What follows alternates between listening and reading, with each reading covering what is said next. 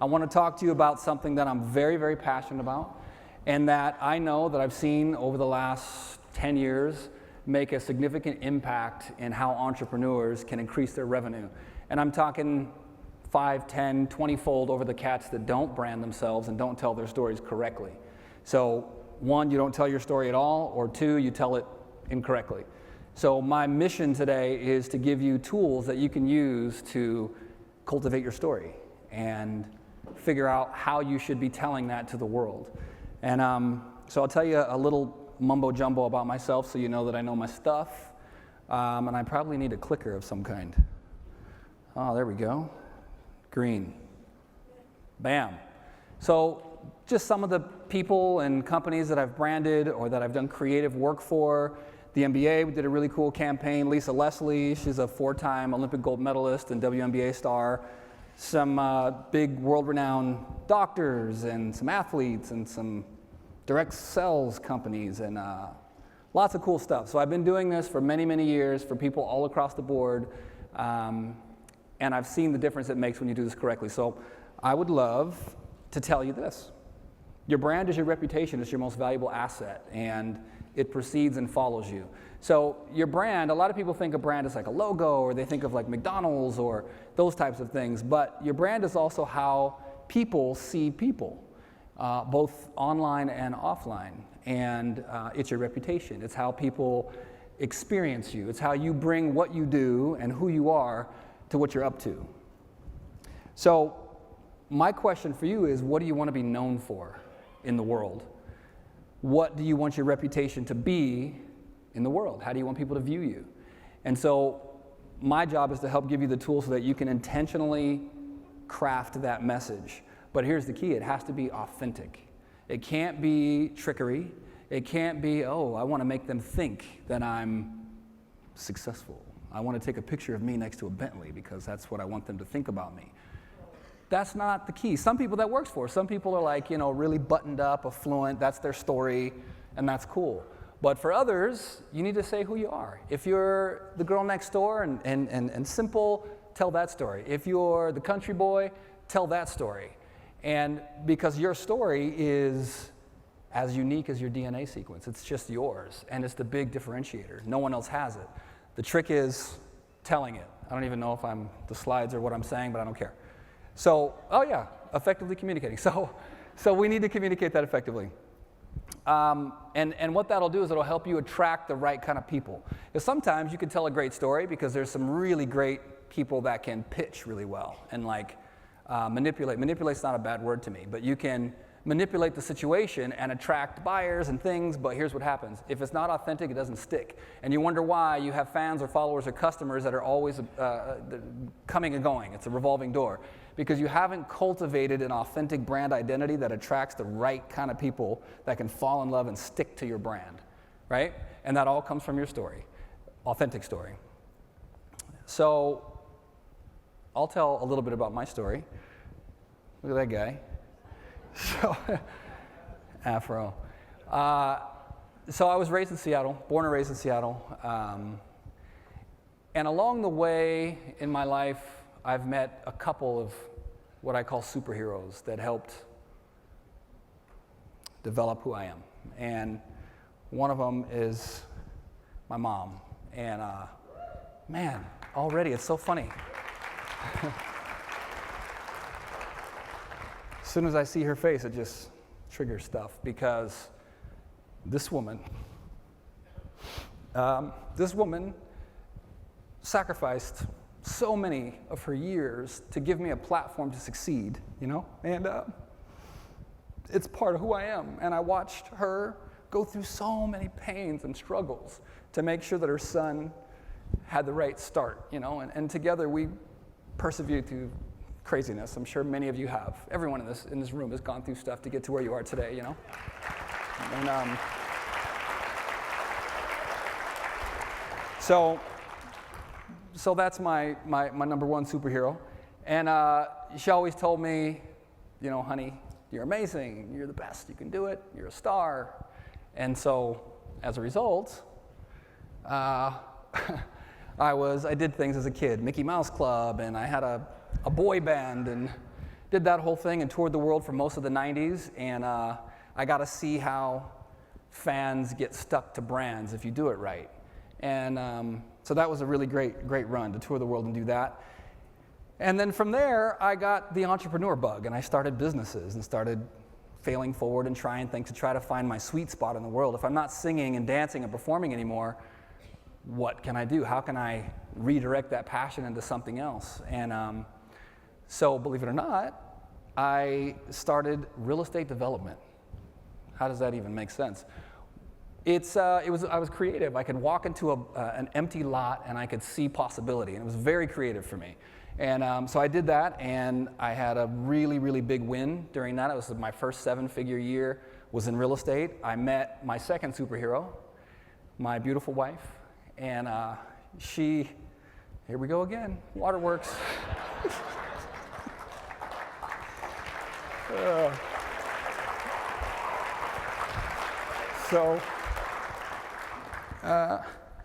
Again, I know what she's been through by my side, trying to like kick and scratch our way through starting businesses, and it's never easy. We had our first beautiful child, and life was good, living in a $2 million house in LA. Life was good, driving the fancy cars, all that good stuff. And then we had our second child. She was pregnant with our second child, and we lost everything. And we were living out of our Tahoe and my mother-in-law's extra bedroom. So our suitcases were in there. We'd go out every morning, our pajamas, and get stuff out. And it was brutal, and it was a little depressing for me. And but what I realized was, I said, you know what?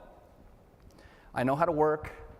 I know who I am in the world. I know what I want. So I'm just going to get back up, dust myself off, and get on this grind and rebuild. And what I found was through hard work and a great reputation and personal brand in my peer group and with friends and people, I was able to go out and restart and find an investor to fund my next business and all these things, but it came from who I was in the world prior. I always did what I said. I operated with integrity. I wore my heart on my sleeve, clearly. And so because of that, it made it a lot easier for me to rebuild. And today, I have 3 kids, and my beautiful wife and my family, and they are the pride of my existence. And they're the reason why I do what I do. They're the reason why, no matter how tough something gets, I will not stop. If we go, what do they say, when you're going through hell, just don't stop. It's the last place you want to stop. So I keep going, and that's my why. So today, I want to tell you that it all starts with you. Everything starts with you. Your story, your why, your passion, your values, your purpose. That is the nucleus of your business. And even if you don't think it is, it is. It's how you're going to be able to create long-term sustainable success, by figuring out who the hell you are, what you stand for, what you want, getting very clear on those things. And everything else will fall into place. So I want to help you unearth that true self and that true north, if you will. So in your workbook there, see, my wife wrote a note here on my book, and I didn't even know. It says, "I love you, baby. You will do great." See, this is what I'm talking about. Hey, baby.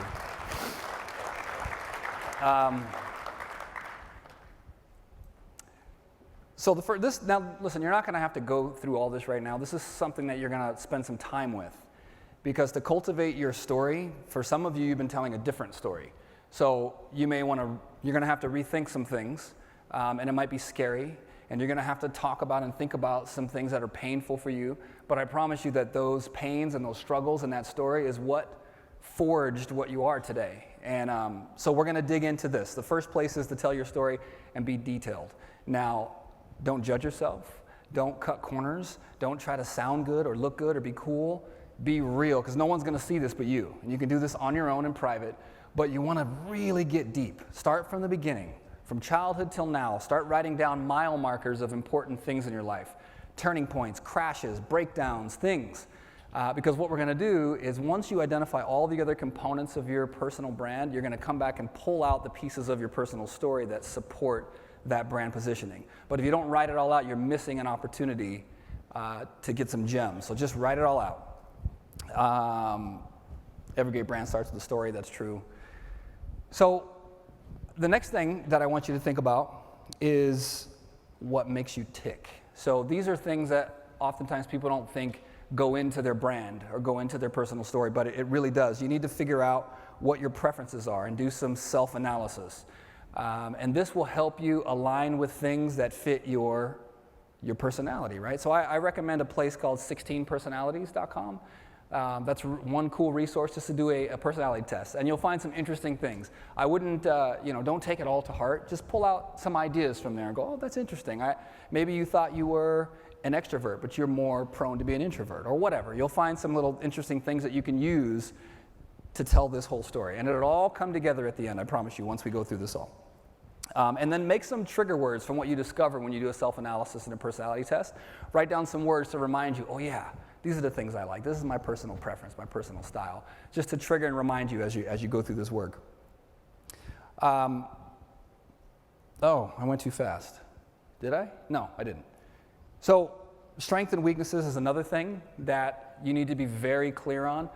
Oftentimes people will keep running into a wall trying to do something that they just don't have the skill set for. It's just not who you are. It's not what you're about right now. And that's cool. You can always cultivate that. Digital Altitude is a platform to help you get stronger at places where you're weak. But for now, what I want you to do is just make a list. Say, here's all the things that I'm great at, that I can do really well. And here's the things that need improvement, right? Here's all the things that I need to work on. And just have that list. But here's the most powerful part. It's so awesome. Go and interview people in your life who know you well and ask them what they think your strengths and weaknesses are. And here's the thing. In order for this to be effective, though, you have to give them permission to be honest. So you have to say, look, and some family members are going to be so excited to tell you about yourself.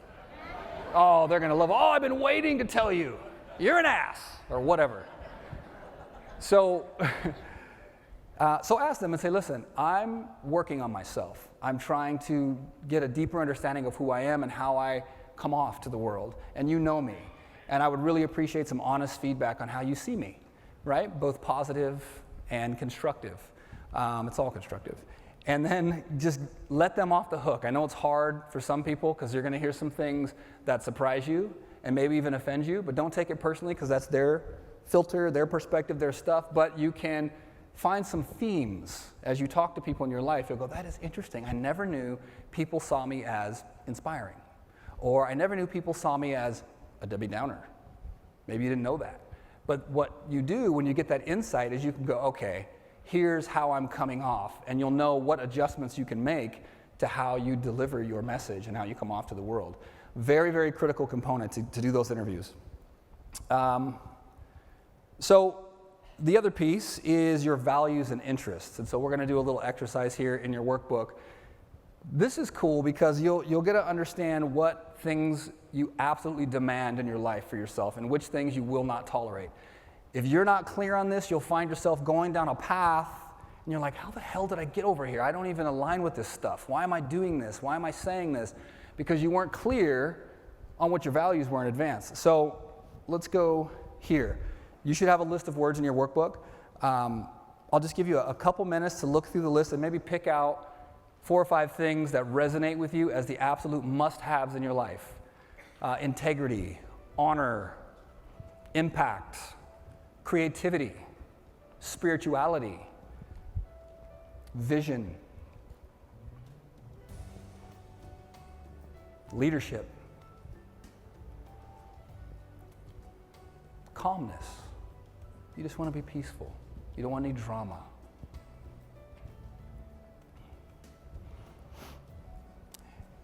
And don't be stressed if I keep going. You'll have plenty of time to do this, but just start to get an idea of the things that are really important to you.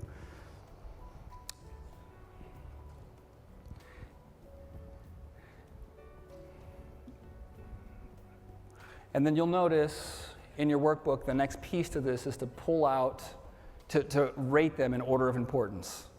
Number 1 is absolute must. This is the one on down, and just order them. And then the next component is to rate how in alignment or out of alignment you are with these values in your life. So 1 being, I live this every day, this is who I am. And 5 being, I don't do this so much and I want to do more of it. I want to improve on that. And just to remind you, these exercises are sort of like the Karate Kid, you know, the wax on, wax off stuff. And he's like, why am I doing this? I want to learn how to fight. What is this? I promise you that once we get through this stuff and you spend some time and give yourself a chance to really dive deep, it's all going to make sense when it comes together into telling your story and to finding out who you really are and what lights you up. And it allows people to connect with you at a really deep, authentic level. And knowing these things about yourself, I promise you it will communicate, it will translate in your videos, and your photos, and your copy that you write. When you look at someone in the eye and talk to them, it will translate and you will connect and attract the right people. So that's what this is all for. I'm going to move on. I know some of you aren't done with this, but just know that you're going to rate that. The next section here is pull out 2 of those values that are most out of alignment in your life. 2 things that you're like, I really need to improve on these 2 things and I want them in my life, that you're willing to commit to, and you're willing to put down in time what you're going to do about it and when you're going to do it. And then someone that can hold you accountable. As many of you know, you're much more likely to complete a goal if you have somebody there to say, hey, you remember when you said you were going to do X? What happened with that, right?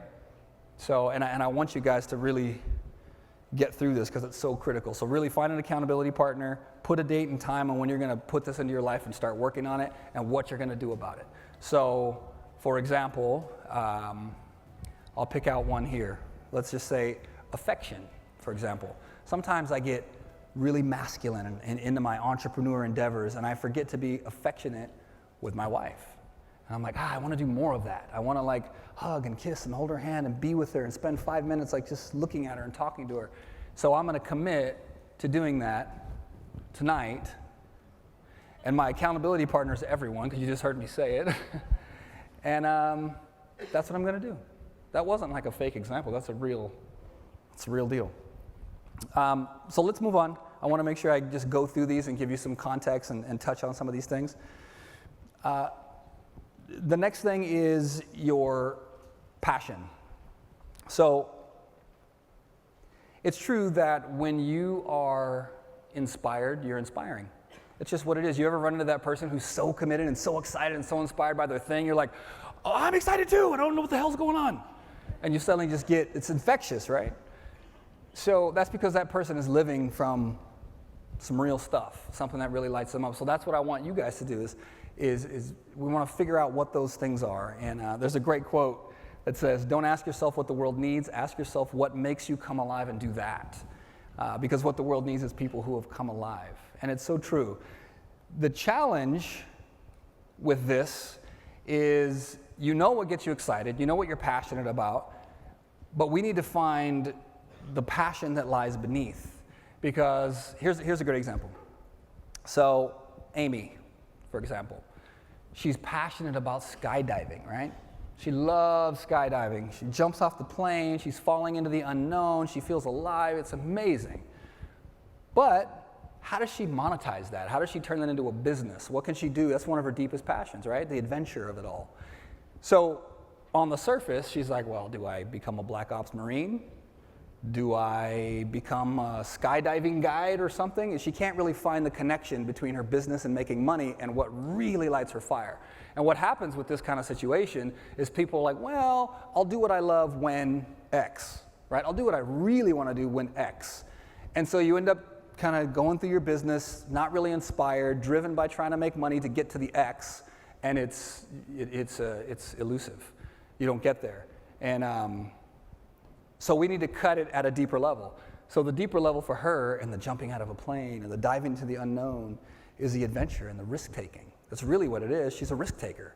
So we have to figure out what can she do with that thing, right? That adventure, that risk-taking that applies to her business. I'll give you one more example before we tie it all together. She loves baking, right? Making little cakes and things and putting ingredients together and mixing things and creating stuff. And then sharing it with her family and friends. She loves it. She gets to escape from the world, in her kitchen making stuff.